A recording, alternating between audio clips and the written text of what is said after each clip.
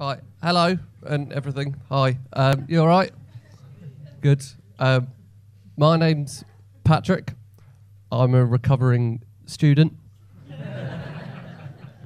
I did philosophy at university, mainly because as a middle-class white man who believes in equality, I thought I need to do something that would make me less employable.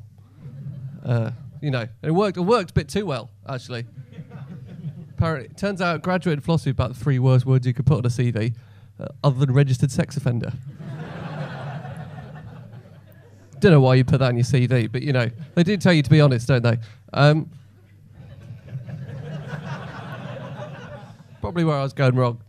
Basically, I learned one thing, basically doing philosophy for 3 years, is that all philosophers are just potheads. Like, I had an end of final year exam that asked, how plausible is the claim that we are living in a computer simulation? Or in other words, how stoned were you when you first watched The Matrix? Very and very is my answer. So I was unemployed for a long time. I found the worst thing about being unemployed, right, is not actually not having a job. It's that people keep trying to give you jobs that you don't want, and you have no way to say no to them. Like, I had a guy who tried to trick me into joining the army once. Yeah. He did, he came up to me in the street. I mean, firstly, how desperate is the army that they're looking for skinny, pasty, ginger philosophy students to go fight their wars in deserts for them? Like, I'm not going to Afghanistan. I got sunstroke on holiday in Scotland. I'm not doing that. But he came up to me on the street, and basically what he was trying to do, he was trying to talk to me about joining the army, but he was trying to do so in a way without mentioning the word army, because he thought it would scare me off. So he came up to me and he went, hey, do you want a job that will let you travel and see the world? Do you want to work with a group of people who will soon become your best friends? I was like, I'm not interested in joining the army, mate.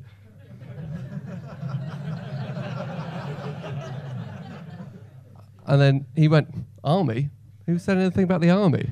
Which, to be fair, problem was he was wearing full camouflage. Maybe he thought I couldn't see it. I could. All right. Also, that raises the question, even if I couldn't see it, what did he think I was seeing?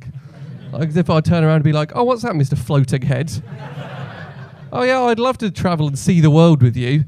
Oh, what's that? You want to give me a gun? Well, of course. What else are you going to give to someone who's clearly having some sort of fucking mental breakdown at this point? Can't see that backfiring. Pun very much intended. Thank you. So he ran away from me, so I'm pretty sure I won that one. That's what I'm trying to say. So I got a job eventually, mainly through confidence. That's the trick I discovered. You can get away with anything in life if you're confident about it.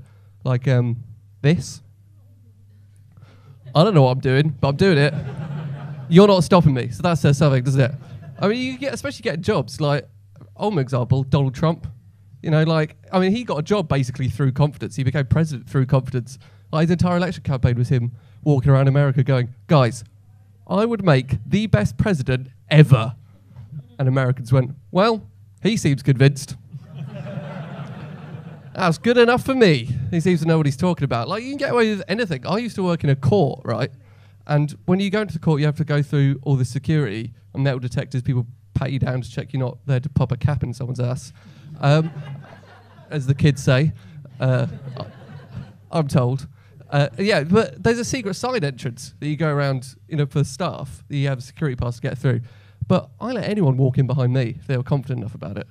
You know what I mean? Because you're supposed to check their IDs, but you never do. Because you look at them and you go, well, you're wearing a suit. You look like you know where you're going. Probably not a terrorist.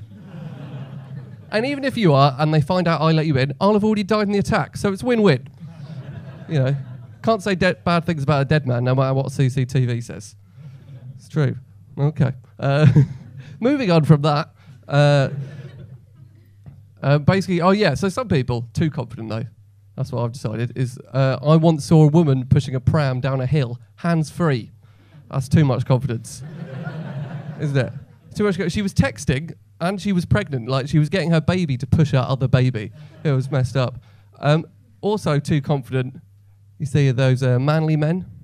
The ones, manly men, like the ones with the arms. Say things like, ugh.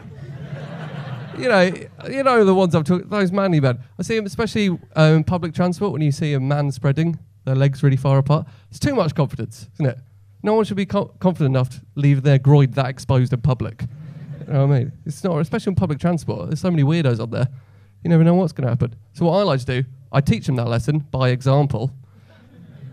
I sit down next to them, lift up my leg, put it over their leg, and then just pull them slowly in towards me, and then whisper in their ear, "Don't tell me this isn't what you want." And yeah, sometimes the police do get involved. But you know what I say? If they didn't want me to do it, they wouldn't have been sitting so provocatively in the first place. Yeah, bloody men. He was basically asking for it. Officer. Yeah, so that's about my time. Just before I go, while we're on that subject though, I do want to leave you with a thought. Because it's true, the world is full of double standards, isn't it? Like, for example, why is it that when I go around my baby cousin's house and then he's sick on me, and that's just sort of cute little accident, but if I decide to return fire at any point,